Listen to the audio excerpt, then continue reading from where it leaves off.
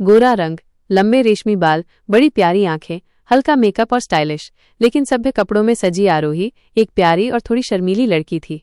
उसकी खासियत थी कि जब वो हंसती थी तो उसके गालों पर डिंपल पड़ जाते थे जो उसकी खूबसूरती को और बढ़ा देते थे। जरूरत पड़ने पर वो बोल्ड भी हो सकती थी। राघव लंबा और फिट बॉडी वाला, शार्प जॉलाइन वाला लड़का था जो कैजुअल स्टाइलिश कपड़े, शर्ट, जीन्स पहनना पसंद करता था। वो थोड़ा नटखट, कॉन्फिडेंट और केयरिंग था और उसकी सबसे बड़ी खासियत थी कि वो आंखों से ही दिल की बात कह देता था। एक धूप वाले दिन आरोही अपनी दोस्तों के साथ कॉलेज के गेट से अंदर आती है।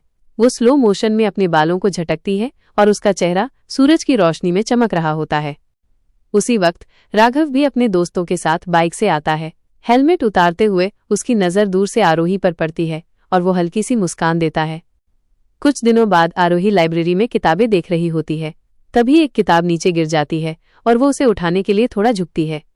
राघव भी उसी वक्त वहां पहुंचता है और झुककर वो किताब उठाता है।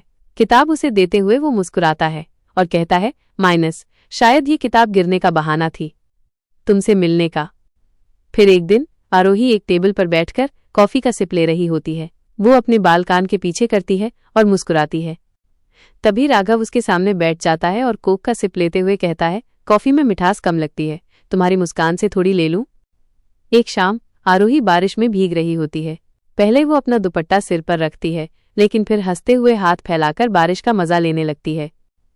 राघव पास आकर अपनी जैकेट उसके कंधों पर डालता है और हल्की आवाज में कहता है, तुम बारिश में और भी खूबसूरत लगती हो।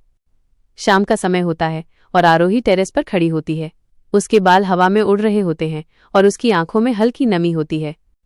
राघव पीछे से आकर उसका हाथ पकड़ता है और उसकी आंखों में देखते हुए कहता है, माइनस, तुम मेरी जिंदगी का सबसे खूबसूरत चैप्टर हो।